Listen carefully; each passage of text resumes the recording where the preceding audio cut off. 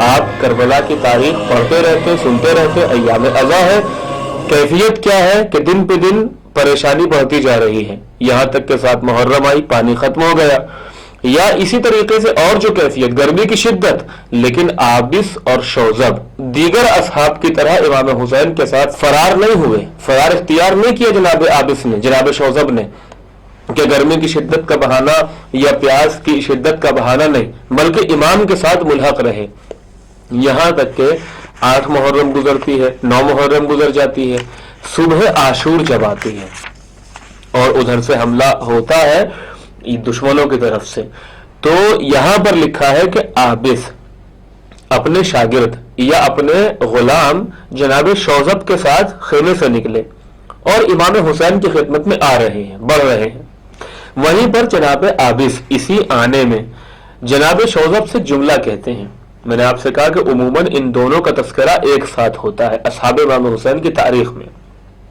جناب عابس اپنے غلام یا اپنے شاگرد شوذب سے کہہ رہے ہیں کہ اگر میرے پاس کوئی ایسا شخص ہوتا جو تجھ سے زیادہ میرے لیے عزیز ہوتا، تجھ سے زیادہ مجھے محبوب ہوتا، میرے قریب ہوتا، تو میری خواہش یہ ہوتی، میری آرزو یہ ہوتی کہ وہ میرے سامنے قتل ہو جائے اور میں اس کی مصیبت کو برداشت کر کے اللہ کے یہاں اجر کا مستحق ہو جاؤں۔ یعنی کیا کہہ رہے جناب عابس کہ سب تجھ سے زیادہ اگر کوئی قریب شخص میرے پاس ہوتا تو میں چاہتا کہ آج وہ امام حسین کے قدموں میں اپنی جان کو قربان کر دے، میرے سامنے قتل ہو جائے امام کی راہ میں، اور جب وہ قتل ہوگا تو چونکہ میرا عزیز ہے، میرے قریب ہے، تو مجھے تکلیف ہوگی، میں اس کے غم کو برداشت کروں گا، جب اس کے غم کو برداشت کروں گا تو میں اجر کا مستحق ہو جاؤں گا، اللہ میرے اجر کو عظیم قرار دے گا۔ یہ کس نے کہا؟ جناب عابس نے جناب شوذب سے، اور ایک جملہ کہتے ہیں کہ چونکہ آج تقدیر کا فیصلہ ہے اے شوذب، اور آج جو ہے وہ ہر امکانی ذریعے سے آخرت کو حاصل کرنا ہے، آج عمل کا دن ہے، اس کے بعد عمل کا دن ختم، بس کف افسوس ملنے کے علاوہ کچھ اور نہیں رہے گا، آج جو کچھ ہے تقدیر کا فیصلہ ہے۔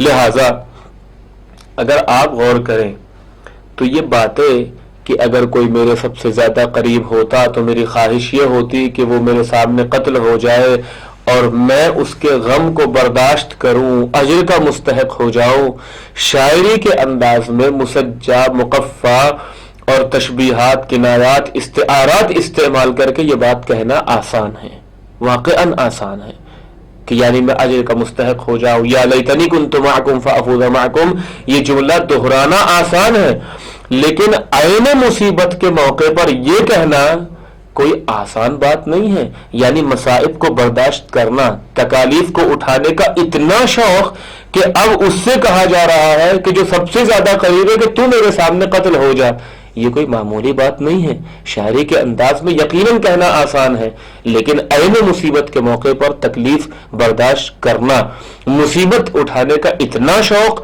یہ کمال معرفت ہے۔ اول الدین معرفتہ، مولا کائنات نے نہج البلاغہ میں جملہ جو معروف ہے ابتداء نہج البلاغہ کہ دین کی ابتدا، سب سے پہلی منزل کیا ہے؟ معرفت ہے، چونکہ عبادت کا ثواب معرفت پر موقوف ہے، جیسی معرفت کے ساتھ عبادت انجام دی جائے گی اتنا ہی ثواب ملے گا۔ یہ تو جملے جناب عابس کے تھے، اپنے اس شخص کے لیے جو سب سے زیادہ قریب ہے جناب عابس کو۔ جناب شوذب سے کہتے ہیں کہ تمہارا کیا خیال ہے؟ اگر شوذب چاہتے تو اجازت لے کر چلے جاتے، تو فرار ہو جاتے۔ جناب شوذب کہتے ہیں کہ اصل مقصد آخرت کی تعلیم ہے، اور آج میں جنت کو اپنی آنکھوں سے دیکھ رہا ہوں، لہذا بدنصیب ہے وہ شخص جو ایسے موقع پر جنت میں آ کر جنت سے واپس چلا جائے۔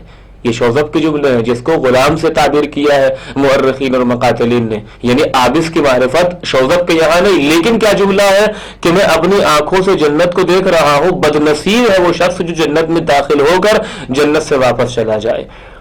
یہ کہتے ہیں کہ میں اپنی جان کو قربان کرنے کے لیے آمادہ ہوں کہ دیکھ شوذب ابھی تو جوان ہے، اور اس جوانی کی عمر میں انسان کی کچھ خواہشات ہوتی ہیں، کچھ امیدیں ہوتی ہیں، آرزویں ہوتی ہیں، لہذا تو جانا چاہتا ہے تو چلا جا، میری اتباع میں اپنے جان کو قربان نہ کر، اپنی خواہشات کا قتل نہ کر، جا عیش و آرام کی زندگی گزار، اور اگر تو چاہتا ہے تو میں تجھ کو امام وقت سے بھی اجازت دلا دیتا ہوں. یہ جو امام حسین نے جملہ کہا تھا نا کہ انی لا اعلم اصحابا اوف من اصحابی، یہ وہی کیفیات ہیں کہ جس کی وجہ سے امام حسین کہہ رہے تھے کہ میرے جیسے اصحاب کسی کے نہیں ہیں. چونکہ امام یہ ایک ایک پل کے لیے، ہر پل پہ ان کو کہا جا رہا ہے، ہر لمحہ آپ جانا چاہتے چلے جائیے، آپ جانا چاہتے چلے جائیے، جنت کی ذمہ داری لی جا رہی ہے، بیعت اٹھا لی جا رہی، لیکن کیا کہہ رہے ہیں کہ نہیں، عین مصیبت کا موقع ہے، ہم ابھی آپ کو چھوڑ کر نہیں جا سکتے. مولا حسین ہم آپ کے قدموں پہ قربان ہونے کے لیے آمادہ، یہ عین معرفت ہے کہ نہیں ہم نہیں جا سکتے. وَإِلَّا امام حسین کے جملے معروف ہیں، جنت کے ذمہ دار میں ہوں، اپنی ماں فاطمہ سے معاف کرانے کے لیے ذمہ دار میں ہوں، ساری باتوں کی ذمہ داری بیعت اٹھا لیتا ہوں. کہ نہیں ہم نہیں جا سکتے. اسی طریقے سے عابس شوذب سے کہنے چلے جائیں. اب یہاں پہ خاموش ہو سکتے تھے، بس کہہ دیتے کہ نہیں میں جانے کے لیے آمادہ نہیں ہوں بلکہ قتل ہو جاؤں گا. آپ دیکھیے، میں نے شاید پہلے بھی آپ کے سامنے ذکر کیا گزشتہ برسوں میں کہ اصحاب امام حسین استدلال کر رہے ہیں، یعنی اپنی قربانی کو پیش کرنے کے لیے، سبقت کرنے کے لیے دلیلیں لا رہے ہیں. کیا کہا؟ جناب شوذب کہتے ہیں کہ اپنے مولا جناب عابس سے خطاب کر کے، یقیناً جوانی کی عمر میں خواہشات ہوتی ہیں، آرزویں ہوتی ہیں، اور انسان اپنی خواہشات کو پانے کا ایک اس کو امید ہوتی ہے. جناب عابس سے خطاب کر کے کہتے ہیں لیکن اتنا بتائیے، کیا میری جوانی فاطمہ کے بیٹے سے زیادہ پڑھ کر ہے؟ کیا میری جوانی کی اہمیت علی اکبر سے زیادہ ہے؟ کیا میری خواہشات جناب علی اکبر سے زیادہ ہے؟ کیا میری جوانی ہم شکل پیغمبر سے بڑھ کر ہے؟ تو کہتے ہیں نہ میری صورت شبیہ رسول سے زیادہ اہمیت کی حامل ہے، نہ میری خواہشات اور نہ میری جوانی ہم شکل پیغمبر سے زیادہ اہمیت کی حامل ہے. جب وہ قتل ہو رہے ہیں، جب وہ اپنی جوانی کو امام حسین پہ قربان کرنے کے لیے آمادہ ہے اللہ کے دین کی حفاظت کے لیے، تو اب میں یہاں سے فرار ہو جاؤں اپنی جوانی کی حفاظت کے لیے، اپنی خواہشات کو پانے کے لیے، اپنی امیدوں کو برلانے کے لیے؟ یہ بالکل بھی ممکن نہیں ہے.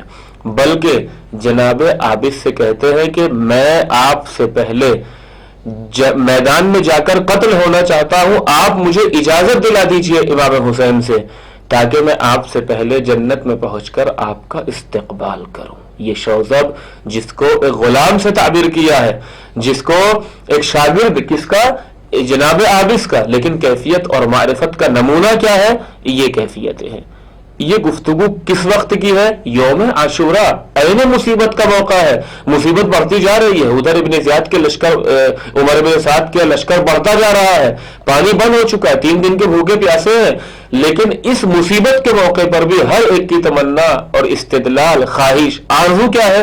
امام حسین پہ قتل ہونا، امام حسین کے راہ میں اللہ کی خاطر اپنی جان کو قربان کر دینا. یہ کوئی معمولی بات نہیں ہے.